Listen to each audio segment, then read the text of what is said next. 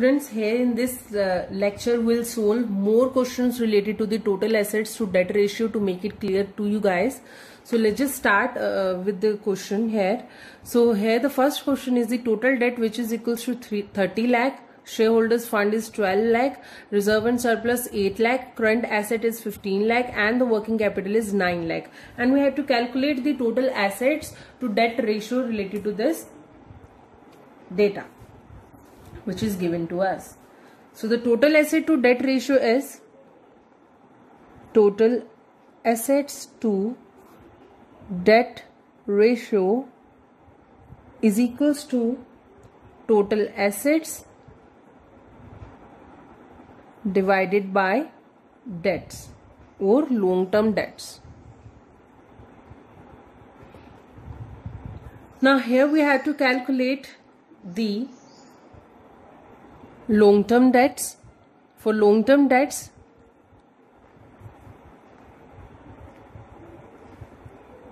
we have total debts and we have to subtract the current liabilities from total debts to calculate the long-term debts. But here in this have the value of current liabilities, so we have to calculate the value of current liabilities here first. So calculating the value of current liabilities, we want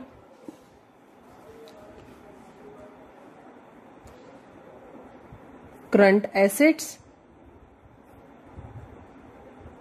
and working capital. So calculating the value of current liabilities, we have to deduct the current assets minus working capital. So the value of the current asset is 15 lakh and the working capital is 9 lakh. So the value of the current liabilities is 6 lakh. So we got the value of current liabilities. So the total debts is 30 lakh and the current liabilities are 6 lakh. So our long-term debts are 24 lakh. Now we have to calculate the value of total assets. For total assets, we want the current assets and non-current assets, but we have only current assets in this question. So we'll use the another formula, that is total debts plus shareholders fund. So this is the other formula to calculate the total assets of the firm. So our total debts are 30 lakh and our shareholders fund is 12 lakh,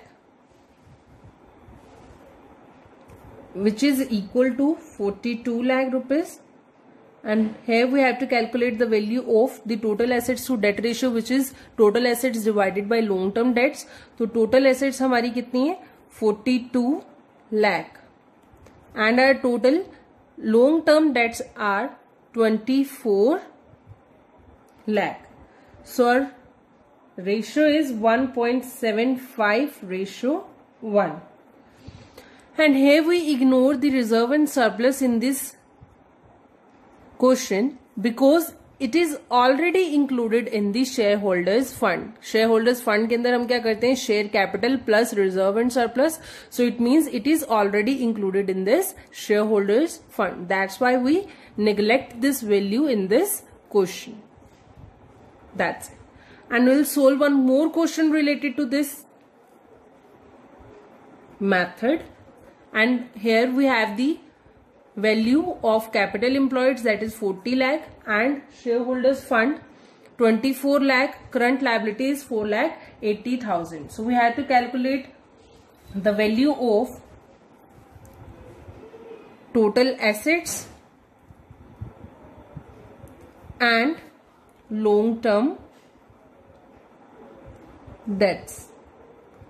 For calculating the value of total assets, you want shareholders fund and long-term debts, which is not given to us. You have to calculate the value of long-term debts here, and your current liabilities, which is given to us, that is 4,80,000. So here for calculating the total assets, you want shareholder fund plus long term debts plus current liabilities. We have the value of these two, but we had to calculate the value of long term debts first. And for calculating the long term debts, you want capital employed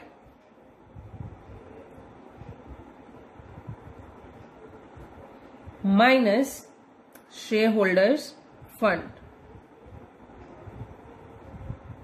अब share holder fund आपका 24 लाख है and capital employed is 40 lakh. तो 40 lakh minus 24 lakh. So here the value of the long term debts is 16 lakh. So our long term debts are 16 lakh. तो total asset की value भी निकल आएगी. Our shareholders fund is 24 lakh and current liabilities 4,80,000 and our long term debts are 16 lakh. So the value of the total assets is equals to 44 lakh 80,000. So total assets to debt ratio is equals to total assets divided by long term debts. So our total assets is 44 lakh 80,000 and our long term debts are 16 lakh. So our total assets to debt ratio is 2.8:1, which is the higher ratio, higher than 2:1, which means it is good for the long term lenders. That's it. That is how we calculate the total assets to debt ratio. Try this question at home and clear this concept from your mind.